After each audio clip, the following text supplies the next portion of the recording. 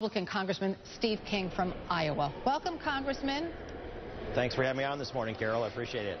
Thank you for being on. Both sides appear ready to negotiate on raising the debt ceiling for at least 6 weeks. Should there be such a deal?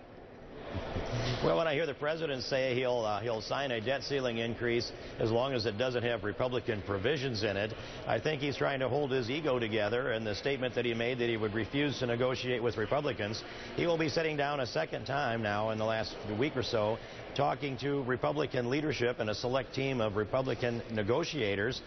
We don't know if they'll negotiate. It might be the president again saying, this is the way it shall be, but if you have any ideas, I'm going to lock them out. I've already told the press that I won't accept a Republican idea. I don't call that negotiating. I call that a very stubborn position on the part of a president we've never had a president that refused to negotiate with Congress. And if we accept the president's dictates to us, then the House of Representatives, the Article I legislative branch, really becomes meaningless if we just are here to ratify the president's demands. So I'm assuming you don't think that this deal is going to go through, and you don't want it to go through if the president attaches these conditions. Well, Carol, I want to say that I am serious about getting this resolved, and I'm serious about addressing the entitlement spending. If we have a reasonable of entitlement spending, then I'd take a serious look at it. I would rather have a balanced budget amendment passed out of the House and the Senate as a condition to raise the debt ceiling. If we could get that done, the states would, I believe, ratify, and we could fix this problem for all time. That's what we should be talking about, being on point about how we solve this problem for the long term. Well, let's talk about the long term, because even this deal that's supposedly on the table later this afternoon only solves the problem for 6 weeks. And then around Thanksgiving time, we're going to have the same argument again over this debt ceiling that many economists say, in fact, most economists say, will hurt the economy. Well, I listen to the economists talk about that, and a lot of them are people that are watching Wall Street, and Wall Street has always wanted to keep a lot of flowing currency. They're dependent upon government spending to some degree. They really aren't looking out for the long-term best interests of the economics of America. They're looking at their next quarterly report and our opportunities to make profit in the short term. So we need to worry about the long term for our country. You think they're not telling the truth when they say this will hurt the economy? We're talking about, Goldman Sachs and the CEO of Coke. Well, I was here in the fall of 2008 when we had this great fear of an economic meltdown, and certainly it was a downward spiral. I heard a lot of things that were said then that didn't turn out to be true. I have drilled through this with some of the best economists in the country, and in the end I say to them, paint for me the sequential picture on what happens if, let's say, the government if we don't raise the debt ceiling.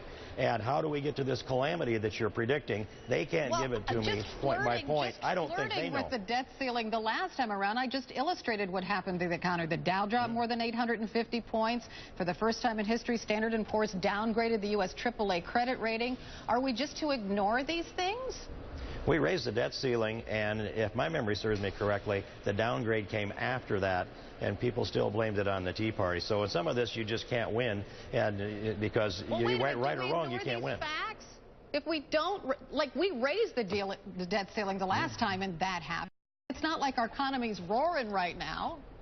Well, let me suggest this simple axiom of economics. If you have good credit, if you spend within your means, if you spend no more than what you bring in, you will have the best credit rating. And so if we demonstrate that we're going to be fiscally responsible here in Congress, that's going to improve our credit rating. It's not going to diminish it in the long run. And we need to be looking at the long term, not the short-term quarterly reports. We've already spent the money, and you guys approved spending that money, and now it's time to pay your bills. That would be like me looking at my American Express card and saying, I really don't want to pay that right now because I think I should demonstrate that I'm fiscally responsible.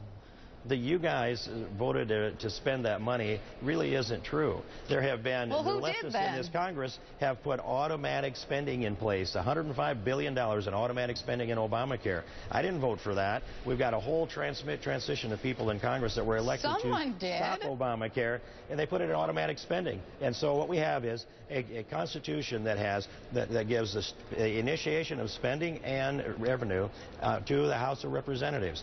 That's so that we can put a check on these things, and that's exactly what we're doing, directly in line with the Constitution. But shouldn't you put a check on those things through a federal budget by passing some sort of budget, which has nothing really to do with the debt ceiling? I mean, it does, but they're different issues. They are different issues, and I hear a lot of budget talk, but budget's not going to address the situation we're in right now. Finally, the Senate passed a budget after, what, 1,100 and some days, but Harry Reid has dealt with this way. The system has gotten dysfunctional because the House has passed appropriation bills consistent with the budget that the House passes. We send them to the Senate, 12 appropriation bills. That's what it takes for a full year. We're not there yet. Harry Reid puts them in his desk, and then that gives him the leverage to try to run the government on the political leverage of a continuing resolution. Okay, so that's where we are don't today. you think the answer is for the Republicans to have the majority in the Senate, and then you would problem? Let me just put it. It gets so much easier, but a new president would also solve the problem. One of the things that would happen if Congress doesn't vote to raise the debt ceiling is that your constituents might not get their Social Security check. So what do you tell your constituents about why they're not getting this much needed money in the case of some of those constituents to survive? What do you tell them? Well, first, I wouldn't accept that prediction. The funds are there because the funds are there on our normal cash flow, around $240 billion a month. Interest is about $18 billion a month. First thing is service the debt, then go down through the priorities. The president has the authority to choose those priorities. That can be and should be pay our military, pay our vets, because he's going to try to punish the American people. This is a spiteful president, Carol. And the American people need to understand that, too. Trying to run a government with a spiteful president that locks our veterans out of their World War II memorial when there's never been barricades around there before, borrowing money from the Chinese to rent barricades, to call guards off of furlough, to deny access to World War II memorials. Borrowing money from the Chinese?